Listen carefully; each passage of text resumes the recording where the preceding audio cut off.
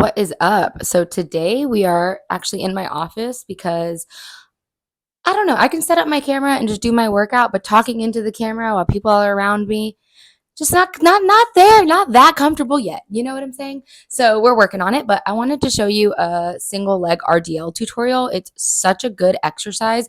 I feel like it's so underrated because you can't load it with a lot of weight, but it is still so good for just functional muscle development, strength, single leg strength. It's such a good move, and we really should be adding it into our rotation once we get to that progression. Obviously, it is a progression. Ideally, I would like for you to be able to do like a regular hip hinge, of course, like a regular deadlift. We shoot the hips back, right? We're not like dropping down, we're shooting the hips back, dropping the front. Hamstrings, glutes are like in the stretch position, and then we're thrusting up. So it's a hip hinge, not a knee bend.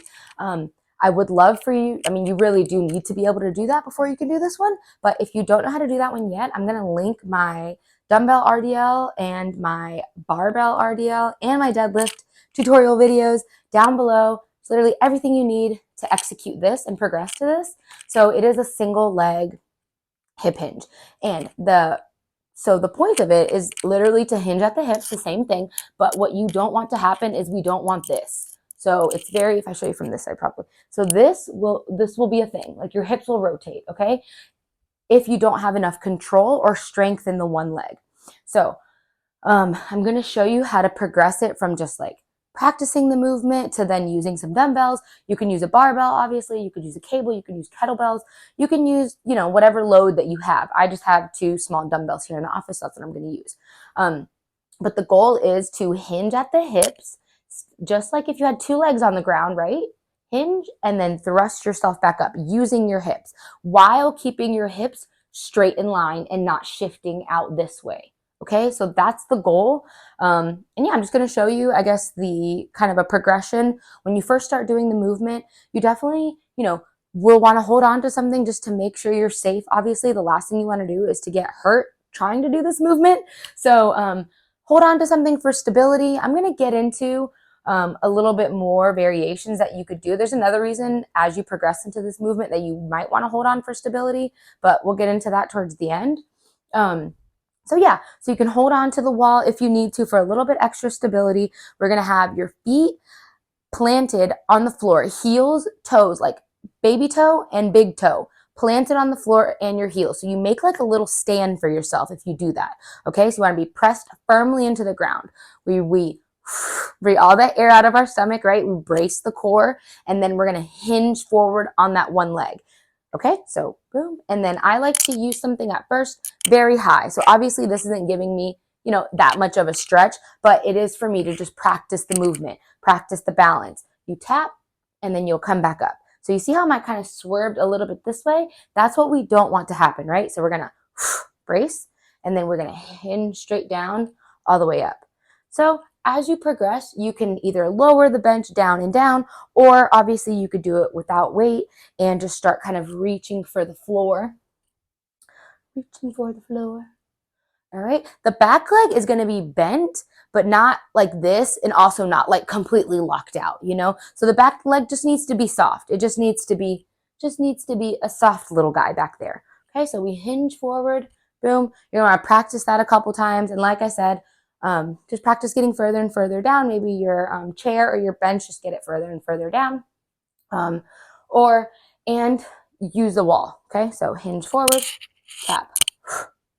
Hinge forward, tap, boom. All right. So make sure you're either not really watching yourself in the mirror, because then you're going to look up. It's going to shift things, but record yourself or have someone else record you or have someone else watch you. Just to make sure you're practicing it correctly, obviously.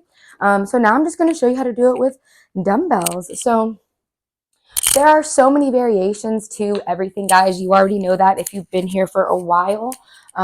So you can do holding one dumbbell. You can do it holding one dumbbell, both dumbbells. You can use a barbell. You can use a kettlebell.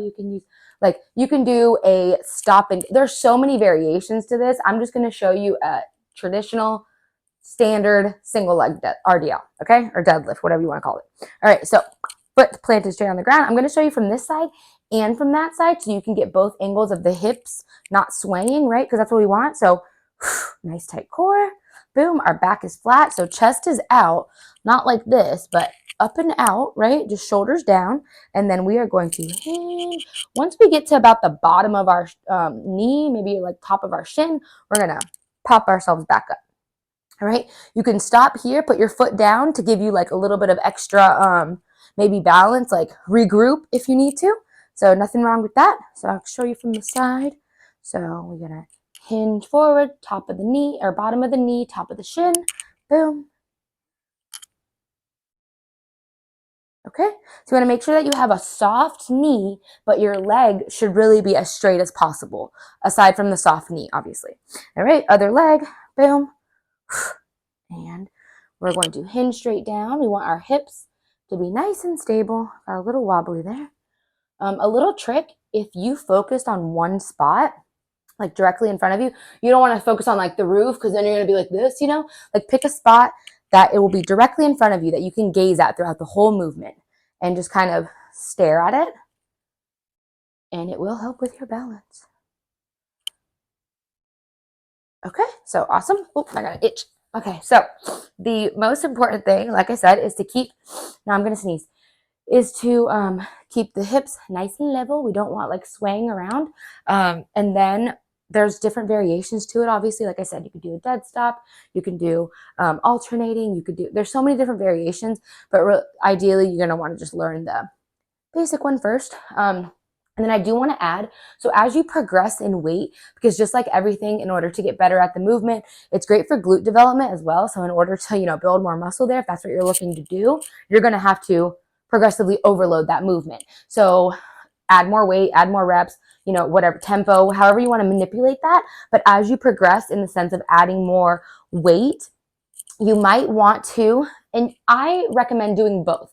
I recommend doing a lighter weight that you don't need to hold on to, that you can just get, you know, maybe 10 reps in. And I also suggest using a heavier weight that you're going to take kind of like the stability portion out of it. So if you grab a really heavy weight and you hold on to something, then you can really just focus on using that glute muscle and picking a heavier load to really just progress the movement. And you're taking the stability out of it. So it allows you to isolate that muscle more. So they're both great, and they both should be like those two variations as far as like going a little lighter and doing more reps with no assistance is equally as beneficial as going heavier, holding on to something to remove that stability so you can go heavier and isolate that muscle.